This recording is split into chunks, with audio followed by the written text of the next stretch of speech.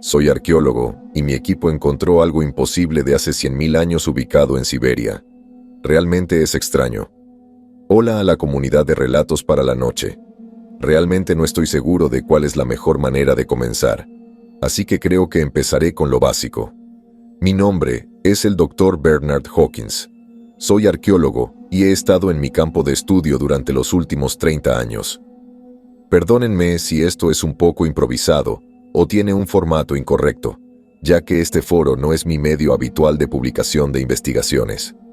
Esta podría ser la mejor manera de publicar la información que poseo antes de que los académicos y los escépticos tengan la oportunidad de dejarla en el olvido. Para resumir lo que seguramente será una larga historia, encontramos algo que puede alterar lo que sabemos de la historia humana y tal vez del propio planeta Tierra. Durante los últimos 6 años me he dedicado casi exclusivamente a un yacimiento de excavación en el norte de Rusia. Nuestro grupo está estacionado en Lobosero, una localidad muy remota de menos de 3.000 habitantes, situada a unos 2.000 kilómetros al noreste de Moscú. Esto es Siberia, por encima del Círculo Polar Ártico. Los inviernos son largos y duros, con ciclos de día y noche muy fluctuantes según la estación. El clima nunca supera los 10 grados Celsius, y una tundra perpetua se extiende por las colinas durante la mayor parte del año. No hace falta decir que cavar un hoyo gigante aquí no es fácil. Afortunadamente, alguien se adelantó. En 2007, una empresa petrolera rusa estaba buscando nuevos yacimientos. No encontró reservas de petróleo, pero sí algo mucho más interesante. Sus operaciones interrumpieron una pequeña falla en el terreno que de repente se convirtió en una fisura, partiendo tierra y hielo. Este microsismo provocó que una depresión que se había hundido en el terreno sobresaliera hacia el exterior, casi como una flor que florece en primavera. Esto reveló una caverna que anteriormente había estado sellada bajo el hielo y, cuando el equipo descubrió lo que había dentro, detuvo sus esfuerzos en seco. Una cosa llevó a la otra y, finalmente, se contactaron con el instituto en el que trabajo para que viniera a echar un vistazo. Hicieron falta 2 vuelos separados, un viaje en tren de 5 horas y un tiempo total de viaje de casi 35 horas para llegar a nuestro destino. En el primer viaje viajamos yo y mi conocido, el Dr. Sergei Tolevsky, un geólogo de renombre y amigo mío desde hace mucho tiempo. Finalmente llegamos a la fría y ventosa ciudad de Lobosero después de un largo viaje. Nos reunimos con nuestros contactos, quienes nos ofrecieron descansar un rato para aclimatarnos a la hora local y dormir para quitarnos el jet lag. Tanto el Dr. Tolevsky como yo declinamos la oferta, ya que insistimos en visitar el lugar lo antes posible. Después de todo, no volé al otro lado del mundo para echarme una siesta, y ambos sabíamos que cuanto más tiempo permaneciera el lugar en el limbo, más posibilidades había de que alguien más viniera a reclamar la excavación para sí mismo. Al poco rato accedieron y, tras otra hora de viaje, por fin llegamos al lugar aislado. Los fríos vientos invernales arrastraban mechones de nieve en polvo entre las excavadoras y los cortavientos. Una docena de trabajadores intentaban evitar los elementos ataviados con abrigos de invierno de color amarillo brillante, mientras se apiñaban alrededor de fogatas hechas con barriles. Fue entonces cuando lo vi por primera vez. Un pequeño agujero encajado debajo de una capa de hielo. El agujero en sí se había formado en paralelo a la pared de roca. La grieta que se formó tenía solo 1 metro de alto y quizás medio metro de ancho, demasiado estrecha para entrar en persona. Sin embargo, más allá de eso, había claramente una caverna larga que parecía extenderse por una gran distancia. Utilizamos linternas para mirar dentro y enseguida descubrimos algo interesante. El pasaje parecía descender con una pendiente de alrededor de menos 0,227 durante unas 2 docenas de metros, y más allá parecía caer por completo. Sin embargo, más allá de eso, había otra pared de la caverna que parecía casi vertical. Nuevamente, era difícil descifrarla desde nuestro punto de observación, pero parecía haber patrones tallados en la pared. No parecía algo producido de forma natural, parecían dibujos rupestres. No se trataba de pruebas concluyentes, pero sí suficientes para despertar nuestro interés. Fueron necesarias múltiples correspondencias entre nuestros empleadores y donantes financieros, así como varias promesas elaboradas que no teníamos forma de garantizar. Sin embargo, al final logramos adquirir los activos que necesitábamos y comenzar nuestro verdadero trabajo. Durante los 3 años siguientes, empezamos a excavar la fisura de forma lenta y metódica. El clima en esa parte del mundo es bastante extremo. En pleno invierno, las temperaturas llegan a menos 60 grados centígrados. Durante 8 meses del año, no pudimos hacer gran cosa, porque los elementos eran demasiado formidables para vencerlos. Comenzamos ampliando el paso inicial y, tras un gran esfuerzo, pudimos excavar la roca saliente y acceder a la pared de roca escarpada que se encontraba más allá. Poco después, se reveló que la roca de grano grueso era caliza en formación monoclinal. La datación por carbono y potasio pronto reveló que se había formado hace casi 150.000 años. El patrón de la roca estaba dividido en surcos diferenciados en ciertas partes. Después de algunas pruebas en los surcos, llegamos a la conclusión de que no se parecían a ninguna formación natural, al menos a las que alguien había visto antes. Parecían partes de petroglifos, un segmento parcial de pinturas rupestres antiguas. Al contemplar por primera vez esas imágenes fragmentadas, me invadió una sensación particular. Todavía no he encontrado las palabras adecuadas para describirla, pero era algo que no se daba en ningún otro sitio arqueológico que haya visto. Cuando puse la mano sobre la roca, vi que se me erizaban los pelos del brazo, que se me dilataban las pupilas y que me invadió una extraña sensación de euforia. En aquel momento, lo interpreté como una señal de los prestigiosos hallazgos que nos aguardaban, pero ahora sospecho que era algo completamente distinto. Debajo de esa pared rocosa había una capa de sedimentos que parecía haberse asentado mucho más recientemente. Lo más probable es que el culpable fuera un pequeño derrumbe o una luz de lodo en los últimos 2000 años. Era otro obstáculo más que superar, pero no nos íbamos a dejar intimidar por un poco de tierra. La forma de la cámara también era vagamente geométrica, más que la que había diseñado la madre naturaleza. En el lado izquierdo de la caverna había una hendidura en la roca que descendía en pendiente. Tolevsky señaló las extrañas hendiduras talladas en la pendiente, una formación que parecía una escalera muy erosionada. Poco después, nuestro grupo salió de la caverna, entusiasmado por nuestro descubrimiento y hablando largo y tendido sobre los fantásticos descubrimientos que podrían albergar en su interior. El entusiasmo en su voz mientras hablaba de cómo la prehistoria podría necesitar pronto un apéndice. Y admito que yo también me permití fantasear sobre esa perspectiva. Una vez fuera, Tolevsky se disculpó para hacer una llamada telefónica y yo me quedé solo para contemplar los resultados. Fue entonces, mientras me encontraba en las peligrosas y ventosas llanuras siberianas, cuando vi un curioso espectáculo.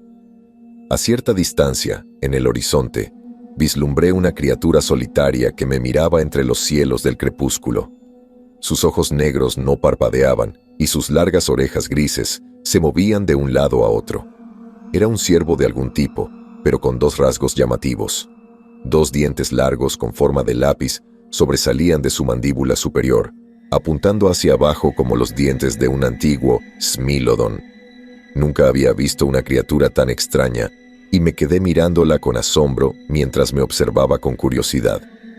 Nuestro momento de desconcierto mutuo llegó a su fin cuando la bestia se alejó de repente, dejándome solo con mis pensamientos. Algún tiempo después, uno de los lugareños me dijo que el extraño ciervo dientes de sable era en realidad un ciervo almizclero siberiano, una especie en peligro de extinción originaria únicamente del noroeste de Siberia y que muchos lugareños consideraban un presagio de buena suerte. Esa mención me elevó aún más el ánimo, ya que parecía como si hasta la propia madre naturaleza hubiera sonreído ante nuestros esfuerzos y enviado a uno de sus exploradores a investigar sobre nuestro trabajo. Ahora que tengo el don de la retrospectiva en la mano, sospecho que ese presagio era de un tipo completamente diferente. La excavación continuó. en gran parte gracias al equipo de perforación que originalmente había desenterrado la fisura. El progreso fue lento, pero con el tiempo, la capa sedimentaria de debajo se fue erosionando lentamente. El conjunto de lo que habíamos supuesto que era una especie de escalera primitiva continuó hacia abajo, revelando escalones más afilados e intactos con cada metro de lodo que se retiraba. En ese momento estábamos casi seguros de que nuestros hallazgos preliminares producirían algo único, pero ni siquiera nosotros podíamos anticipar lo que vendría después. Hacia el final de la temporada de excavación en nuestro 5º año, hicimos un descubrimiento notable. El desenterramiento de sedimentos había desgastado gradualmente el depósito general, revelando la parte superior de un arco en la parte inferior de la pared de la caverna. A medida que pasaban los días, el arco parabólico se hacía más pronunciado a medida que se retiraba el depósito. Y pronto pudimos incluso echar un vistazo más allá. La primera vez que miré, sentí que mi mandíbula casi golpeaba el suelo. La abertura tenía solo un par de centímetros de profundidad, pero más allá de ella, nuestras linternas iluminaban una cámara completamente separada. A la luz de nuestras bengalas, vimos baldosas en forma de diamante que cubrían el suelo de una gran sala abierta. 2 grandes columnas de apoyo se erguían como monolitos atemporales en la oscuridad, protegiendo las profundidades de las miradas indiscretas. Sin embargo, más allá de eso, se encontraba al mismo tiempo la visión más curiosa de todas y la prueba sustancial que necesitábamos. Una gran puerta semimetálica. El arco excavado no era lo suficientemente grande para atravesarlo, y nuestras linternas y bengalas no eran lo suficientemente potentes para dispersar el manto de oscuridad. Sin embargo, en ese momento lo tuvimos claro. Ese lugar era algo verdaderamente extraordinario. Lamentablemente, no tuvimos otra opción que retirarnos temporalmente y permitir que la tripulación continuara con la excavación.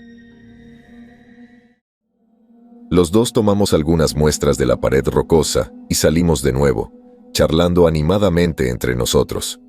Una vez que salimos, llevamos nuestro botín en paquetes sellados al vacío a los camiones para analizarlo en nuestros dormitorios. Los dos cargamos nuestras pertenencias y comenzamos a caminar de regreso al campamento cuando algo nos llamó la atención. En la pradera, múltiples pares de ojos equinos nos devolvieron la mirada inquisitiva. Una pequeña manada, de quizás una docena de ciervos, permanecía inmóvil en la tundra. Vi la impresionante cornamenta del macho en la vanguardia del grupo, mientras que las hembras y los terneros se encontraban al frente. Ninguno de ellos movió un músculo. Solo nos devolvieron la mirada, como si estuvieran juzgando silenciosamente a sus bestias. Tolevsky y yo comentamos lo extraño que era ver aquello, y él sacó su cámara para sacar una foto. Sacó una foto de los ciervos y ninguno de ellos parpadeó siquiera. Se quedaron allí inmóviles, como si estuvieran en alerta máxima por algo. No tengo el vocabulario adecuado para describir con precisión la sensación que me produjo, pero cuanto más los miraba, más extraño me parecía. Tolevsky y yo continuamos analizando nuestras muestras durante los siguientes días, mientras el equipo de excavación continuaba con el depósito de sedimentos. Durante ese tiempo, nuestras muestras de roca ígnea revelaron ser granito compuesto principalmente de cuarzo, azufre y trazas de fosfato. Tolevsky estaba analizando los resultados de una técnica de datación radiométrica y una prueba de desintegración isotópica cuando de repente se quedó sin aliento. «¿Qué pasa?», pregunté. Tenía los ojos muy abiertos y solo pudo sacudir la cabeza lentamente, como si no lo pudiera creer. «Bueno, los resultados ya están disponibles, pero no tienen sentido. Según los datos, esta roca fue esculpida hace casi 80.000 años». En ese momento, me tocó a mí reflejar su sorpresa. La evidencia más antigua de civilización humana que se ha demostrado concluyente se remonta a hace unos 55.000 años. Se encontró en la actual península arábiga, muy lejos de nuestro yacimiento en Siberia, y consistía en poco más que herramientas primitivas y restos óseos. Si los hallazgos de Tolevsky fueran precisos, eso significaría que encontramos evidencia de una civilización aún más antigua. Pasé mi tiempo investigando las tribus indígenas de la zona y la historia temprana de Siberia. La evidencia prehistórica, sugiere que las tribus nómadas habitaron la región por primera vez en el año 45.000 a.C. C. Entre los primeros de estos grupos estaban los yeniseianos, un pueblo que se cree que emigró a la región desde partes del Mediterráneo y de Asia Central. La información sobre estas primeras personas es limitada y todavía hoy es motivo de intenso debate entre historiadores y arqueólogos. Además, su antigüedad era solo la mitad de la que sospechábamos. Esto nos llevó a la conclusión de que quienquiera que hubiera construido originalmente la estructura que estábamos excavando era anterior a esas tribus, por lo menos en decenas de milenios. El arco fue posiblemente el hallazgo más fenomenal hasta la fecha, ya que la construcción de arcos para la integridad estructural era algo que no se había visto hasta principios de la Edad del Bronce, alrededor del año 2000 a.C. No se utilizó ampliamente hasta que los arquitectos romanos lo popularizaron unos 1000 años después. Una vez más, se suponía que nadie en el planeta Tierra los estaba construyendo, o que ni siquiera era capaz de esculpir la roca de esa manera hace 80.000 años. Estábamos ansiosos por entrar en la sala que se encontraba debajo del depósito de sedimentos, y, por suerte para nosotros, el equipo de excavación logró despejar el camino cuando solo quedaban unos pocos días para que terminara la temporada. Una vez que finalmente tuvimos luz verde, Tolevsky y yo nos sumergimos de nuevo a toda prisa. Más allá del arco, los dos descendimos lentamente hacia la cámara que habíamos vislumbrado antes. La caverna era sorprendentemente alta, al menos 5 metros de altura. Las columnas no tenían nada de especial, ya que los creadores habían dedicado poco esfuerzo a decorarlas.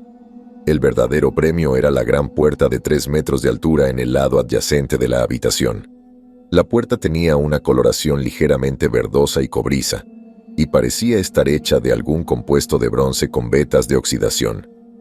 La arquitectura de la puerta era increíble, casi parecía la puerta de la bóveda de un banco. La puerta tenía una ranura en el centro, y parecía tener las hendiduras de 2 mitades selladas verticalmente. En el centro había una especie de mecanismo de cierre que tenía la forma de una pequeña abertura redondeada con 8 protuberancias metálicas ranuradas simétricamente alrededor de la circunferencia. Por ridículo que fuera creerlo, nos vimos obligados a considerar una posibilidad aún más descabellada. La forma en que la puerta estaba orientada y sellada tan perfectamente hacía parecer que no estaba destinada a activarse manualmente. Tolevsky sugirió que tal vez estaba diseñada como un sistema de liberación hidráulica o activado por polea. Una tecnología como esa estaba muy alejada de las tribus de la edad de piedra de la zona, y el descubrimiento solo sirvió para plantear una plétora de preguntas desalentadoras. También parecía estar bien cerrado y, a pesar de nuestros brutales esfuerzos, no pudimos hacer que se moviera. Llamamos a Yuri, que era el capataz permanente de la operación, y le pedimos su opinión. Sugirió el uso de pequeños explosivos detonados en el dispositivo de cierre, a lo que tanto Tolevsky como yo nos opusimos rotundamente. Después de deliberar un poco, acordamos que Yuri y su equipo intentaran perforar el dispositivo de cierre central.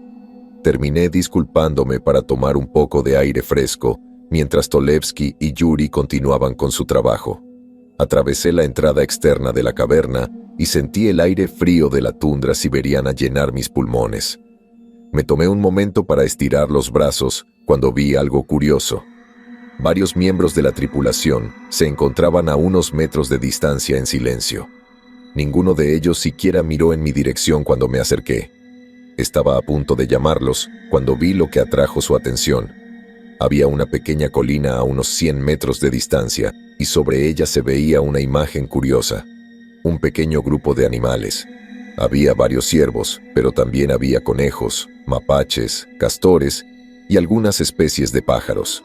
En total, debía haber al menos 50, todos posados inmóviles y mirándonos fijamente. El enclave de criaturas del bosque seguía mirándonos en silencio, como si nos estuvieran juzgando con una mirada colectiva conmovedora. Era la visión más extraña que había visto en mi vida, y aún ahora no he encontrado una explicación sustancial a su comportamiento. El resto de la tripulación también parecía estar un poco nervioso por la visión, pero ninguno de ellos dijo una palabra. «Hawkins, entra aquí», gritó de repente Tolevsky detrás de mí. Me volví y lo vi asomándose desde la caverna con los ojos muy abiertos, una expresión casi frenética en el rostro. «Los animales», empecé a decir. «¿Has visto alguna vez esto? Olvídate de eso. Necesito que le eches un vistazo a esto. ¡Rápido!». Tolevsky volvió corriendo a la cueva en cuanto terminó de hablar. Los animales aún no se habían movido y, tras una última mirada desconcertante en su dirección, seguí a Tolevsky. Mientras descendía de nuevo a la caverna, oí un repentino sonido metálico, seguido de un ligero estallido. La siguiente parte es difícil de describir, pero sentí como si una ola de energía me recorriera de repente. Fue una especie de conmoción leve, extraña y apenas perceptible, que golpeó mi pecho. Sentí que se me cortaba la respiración y la habitación pareció cambiar de color por una fracción de segundo. Fue una sensación muy extraña, pero se desvaneció rápidamente y volví a concentrarme en la tarea que tenía entre manos.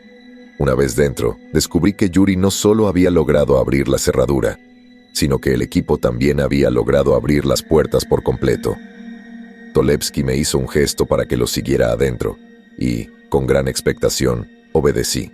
Al otro lado de la puerta había un largo túnel equilátero que se extendía unos cientos de metros.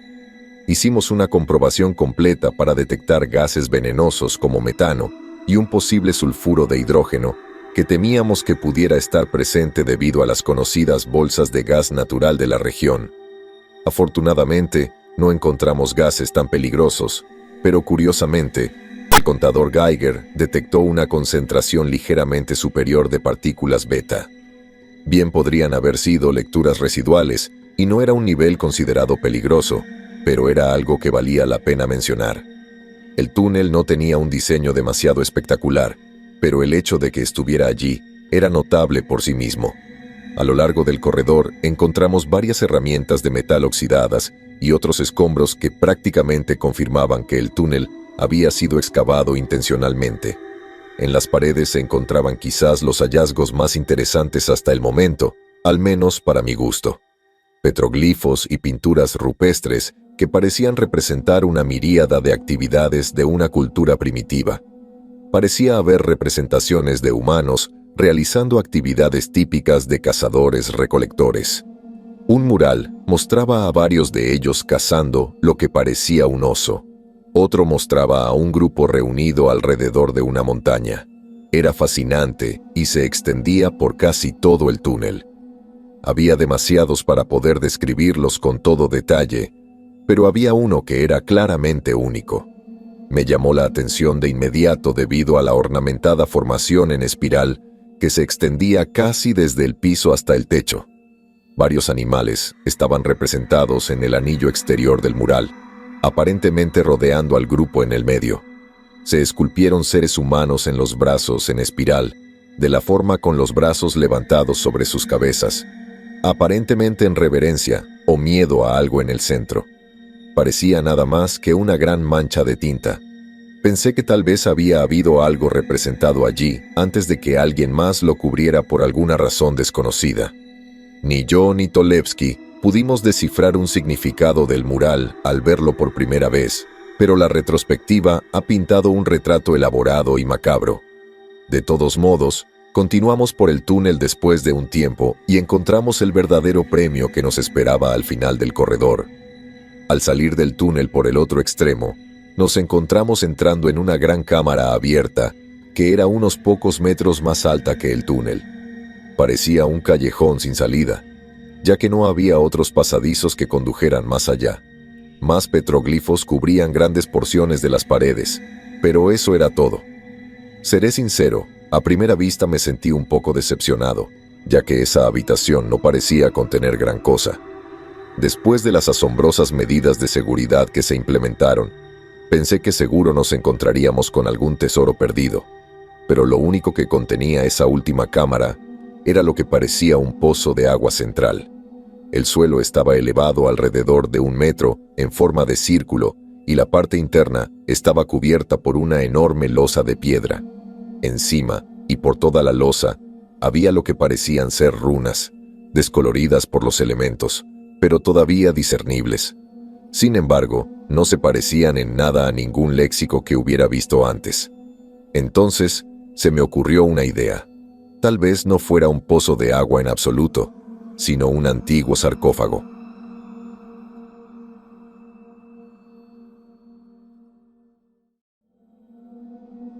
Le hablé de mi teoría a Tolevsky, pero no pareció estar de acuerdo.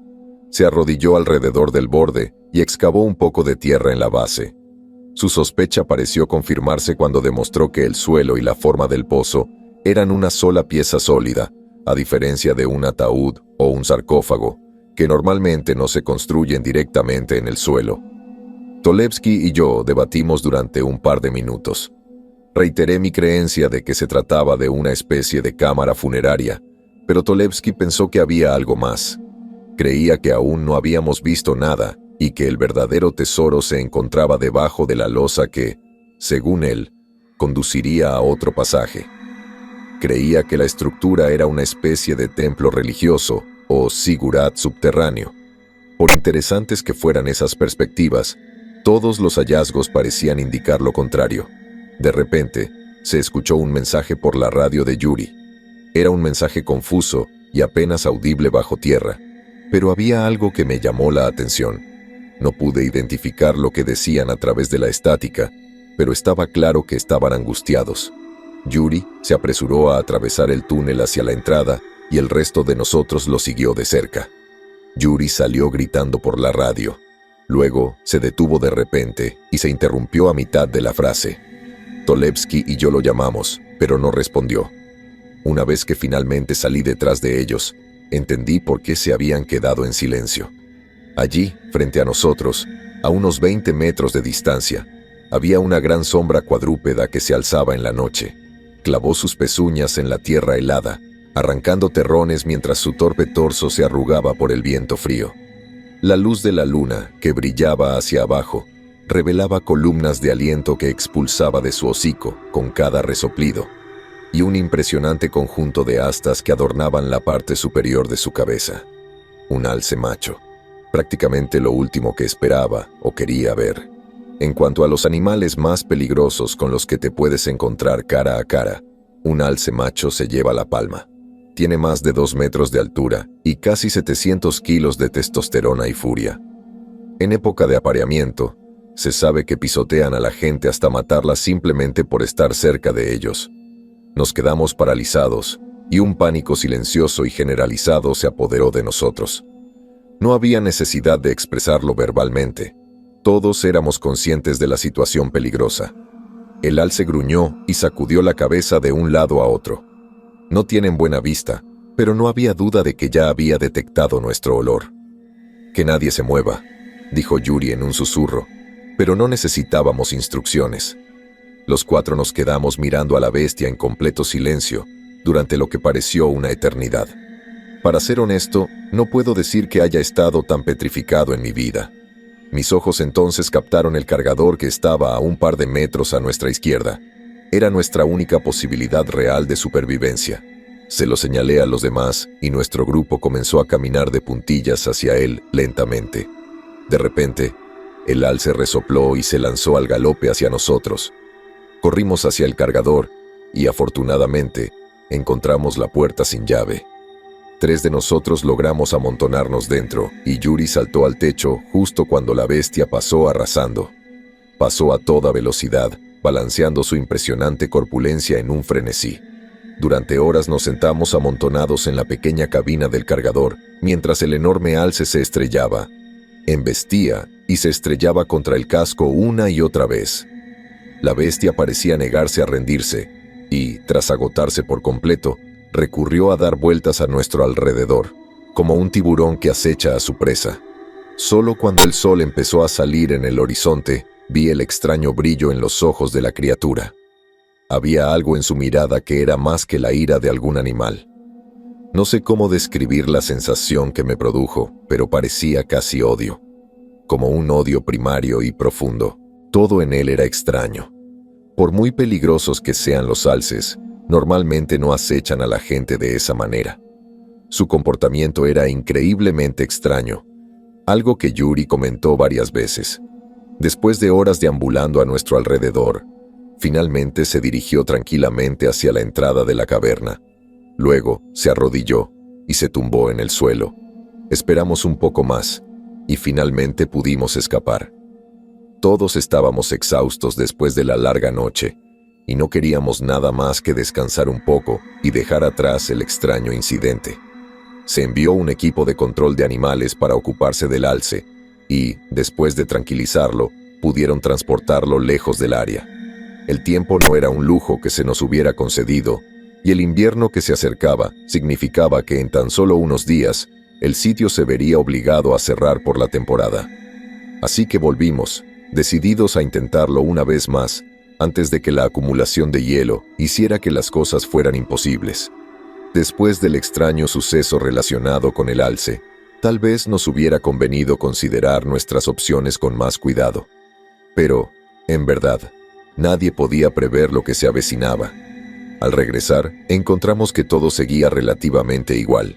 El cargador que nos había servido de refugio estaba bastante dañado y tenía una ventana lateral rota, pero aparte de eso, no había daños extraños. Estuve todo el tiempo con la cabeza en un estado de confusión, ya que una parte de mí había desarrollado de repente una fobia manifiesta hacia ese lugar. Tal vez fuera una especie de ansiedad postraumática leve, pero algo en el lugar de repente me pareció hostil de una manera que no podía precisar. Tolevsky y yo habíamos decidido que nuestra prioridad número 1 era intentar abrir el sarcófago de la cámara Omega. Con un poco de suerte, podríamos encontrar algunos restos de quien quiera que estuviera enterrado allí. Teníamos la esperanza de que eso pudiera ayudar a arrojar luz sobre la cultura aún desconocida que construyó el lugar.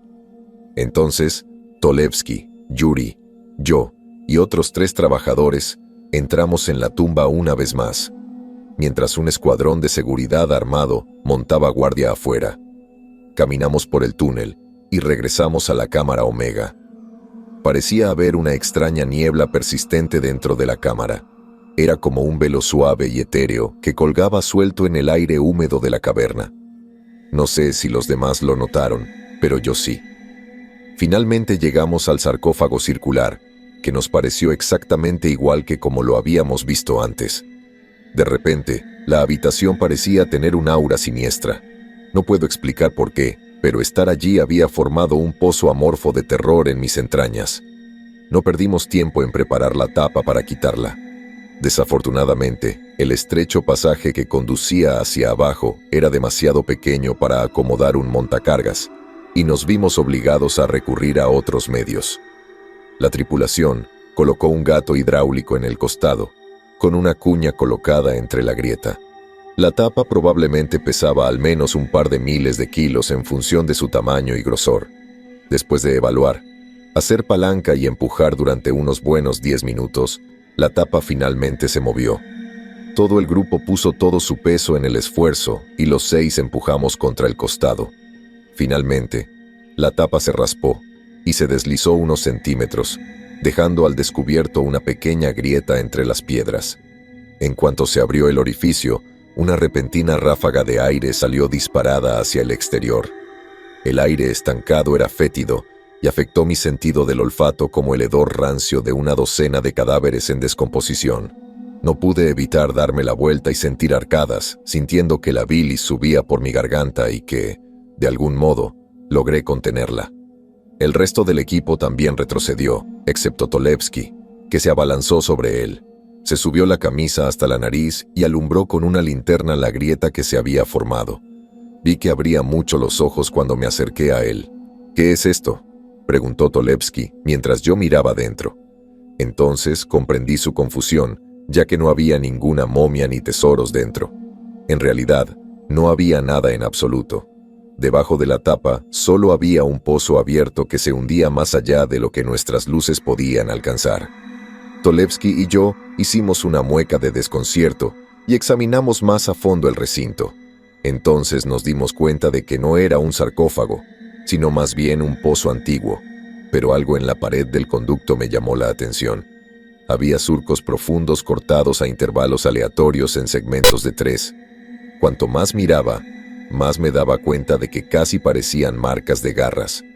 Tolevsky y yo nos quedamos maravillados ante la visión, cuando un sonido metálico resonó detrás de nosotros. Debido al incidente con el alce y a la falla de nuestras radios, nos habíamos tomado la libertad de instalar un pequeño dispositivo de comunicación directa de cable a cable. La línea iba desde la entrada hasta la cámara Omega y, sin ella, tal vez no hubiera podido contar este incidente. Yuri respondió a la llamada y vi que su rostro se arrugaba de confusión. Un momento después palideció como un fantasma y colgó el dispositivo de golpe. «¡Tenemos que irnos!». Yuri agarró su bolso y se dirigió hacia la entrada. Sus hombres hicieron lo mismo, ignorando el pedido de explicación de Tolevsky. Él y yo nos miramos mientras los demás entraban en el túnel de regreso y decidimos que debíamos seguirlos. Yuri corrió a toda velocidad por el túnel y sus hombres no lo seguían de cerca. No entendía qué estaba pasando, pero sabía que debía ser algo muy serio. Cuando nos acercábamos al punto de depósito de sedimentos, oí un sonido distintivo que atravesó el aire y me heló hasta los huesos. Un grito espeluznante, seguido de una lluvia de disparos. Finalmente, logramos atravesar la entrada y pudimos contemplar ante nosotros la extraordinaria escena en toda su extensión. Docenas de animales y hombres se encontraban enzarzados en una acalorada batalla. Vi mapaches, ciervos, coyotes, zorros, ardillas, osos negros y glotones atacando a los hombres. Innumerables pájaros volaban en lo alto, se lanzaban en picado y se estrellaban contra los hombres cuando tenían la oportunidad. Los hombres hacían todo lo posible por contener los ataques voraces, pero no les iba muy bien. Los que tenían armas disparaban contra cualquier animal que pudieran, pero eso no servía para sofocar la avalancha. Un gruñido gutural atrajo mi atención hacia la izquierda. Mis ojos se toparon con la imagen de un leopardo de las nieves que saltaba del cargador y le clavaba los dientes a uno de los hombres de Yuri. El hombre gritó cuando los dientes y las garras del felino le perforaron la carne, escupiendo una masa de órganos destrozados y color carmesí. Los demás intentaron ayudarlo, pero también fueron atacados por otras criaturas rabiosas. Entonces todo se vino abajo por completo. Se perdió todo sentido de compostura y se convirtió en un juego mortal de cada uno por sí mismo. No soy un soldado, ni estoy muy versado en el arte del combate. Incluso si lo fuera, había demasiadas criaturas y cada segundo que pasaba surgían más del bosque. No había nada que pudiera hacer, así que corrí. Los gritos de dolor y el sonido de la carne desgarrándose de los huesos me acosaron los oídos mientras corría tan rápido como podía. Antes de poder alejarme del lugar, un mapache me agarró y se abalanzó sobre mis tobillos. Sus mandíbulas se cerraron sobre mis piernas y sentí que unos dientes afilados me perforaban la carne. Devolví el golpe con mi linterna y la di en la cabeza de la criatura por desesperación. En medio de nuestra pelea, vislumbré la mirada en sus ojos. No se parecía a la de ningún animal que hubiera visto antes. No estaba atacando simplemente por desesperación. Estaba hirviendo con una especie de odio implacable. No sé cómo describirlo. De alguna manera u otra, la bestia finalmente soltó sus mandíbulas y se escabulló, dejándome una breve ventana para escapar. Otros miembros de nuestro grupo lograron huir también, pero muchos más se quedaron atrás para soportar la masacre. Cojeé sobre mi pierna herida, mientras enfrentaba un aluvión interminable de picotazos y rasguños de pájaros y roedores. Entonces, vi a 2 hombres entrando en un camión, decorados con rasguños y heridas supurantes profundas. Los llamé, rogándoles que esperaran, y por suerte lo hicieron. Abrí de golpe la puerta trasera y me subí. El conductor pisó el acelerador antes de que yo tuviera la oportunidad de cerrar la puerta. Los animales se abalanzaron sobre nosotros mientras huíamos y sentí que el coche atropellaba a varios de ellos. Los pájaros siguieron chocando contra la carrocería del suburbano durante medio kilómetro más adelante en la carretera, antes de detener finalmente el ataque. El conductor nos llevó al centro médico más cercano, mientras yo me sumía en el delirio y el pánico.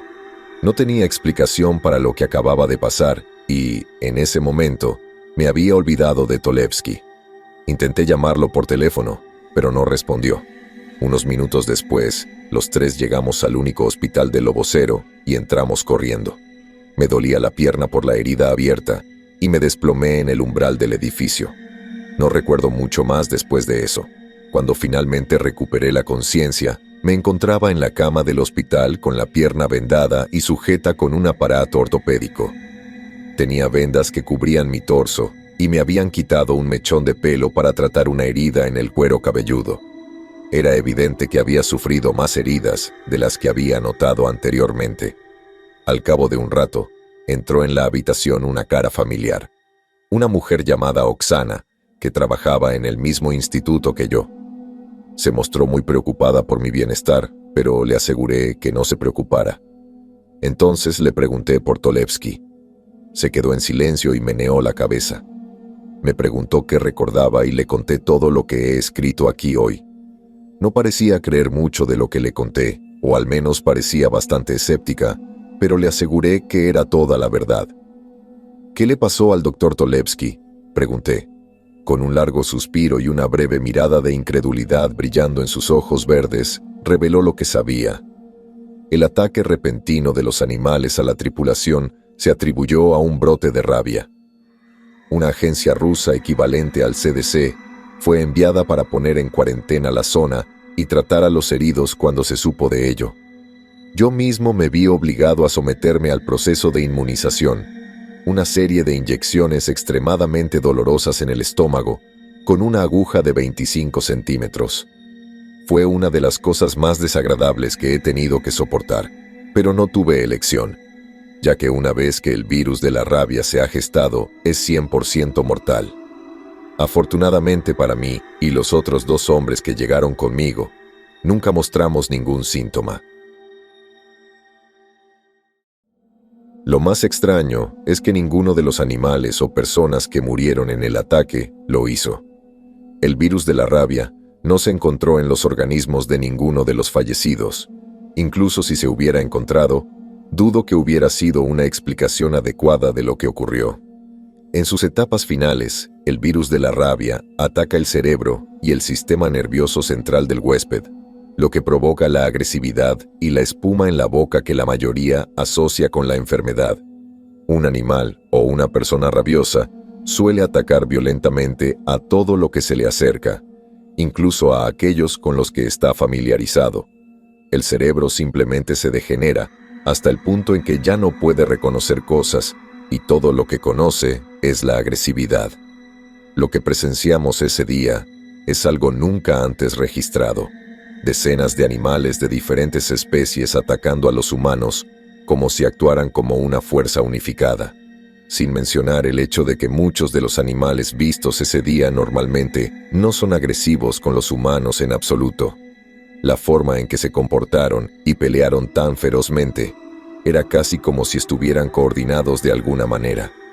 9 hombres y 2 mujeres buenos perdieron la vida en ese día horrible. Entre ellos estaba el doctor Sergei Tolevsky, un hombre brillante y un querido amigo. Las autoridades están por todas partes, pero no ha habido muchas respuestas concluyentes.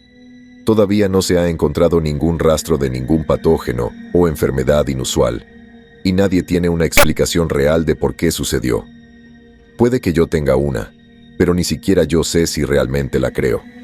Al día siguiente del ataque, una gran tormenta de nieve azotó el lugar de la excavación. Esto prolongó los esfuerzos de limpieza de las autoridades durante varios días, mientras esperaban a que la nieve amainara. Cuando finalmente llegaron, comenzaron el arduo proceso de extracción de los cadáveres y recogida de los pedazos.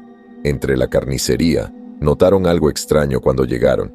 La entrada de la caverna había sido sellada por nieve y hielo. Estaba abarrotada de nieve desde el suelo hasta el techo y compactada de una manera que la nevada natural no habría podido lograr.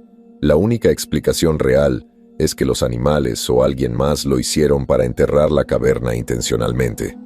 Sé que todo parece imposible, pero no sé de qué otra manera explicarlo. Como arqueólogo, siempre es mi prerrogativa comprender por qué sucedieron las cosas de la manera en que sucedieron. En este caso, a falta de datos sustanciales y de un equivalente en el mundo real con el que comparar, me queda una sola opción. La ciencia es el proceso de admitir las cosas que aún no entendemos. Y en esta teoría sin refinar, intentaré hacer precisamente eso. Creo que quienes construyeron esa caverna hace casi 100.000 años lo hicieron para encerrar algo que temían. No sé quiénes eran ni cómo lo hicieron, pero creo que todavía está ahí. Creo que los animales pueden sentirlo. Creo que su ataque no fue por hambre ni agresión, sino para alejarnos de algo que nunca deberíamos haber encontrado. Creo que encontramos algo horrible. Estos pensamientos han ocupado mi mente desde ese día. La culpa por no haber visto las señales de advertencia y no haber protegido a los demás me ha dejado sin poder dormir la mayoría de las noches. Las pesadillas han sido insoportables últimamente, y el nivel de ansiedad con el que lucho a diario me ha vuelto prácticamente totalmente agorafóbica. Cada vez que cierro los ojos, todo lo que veo es ese agujero profundo debajo del sarcófago. Veo la cosa desde adentro y a veces creo que ella también me ve. Durante toda mi vida, he intentado descubrir los detalles de la historia humana con la esperanza de entender mejor las culturas y civilizaciones que nos precedieron. Creo que he contribuido a ello ahora, y también me he visto obligado a reconocer algo con lo que he estado en total desacuerdo toda mi vida. Creo que algunas cosas fueron enterradas por una buena razón, y además, creo que hay algunas verdades que nunca deberían ser descubiertas.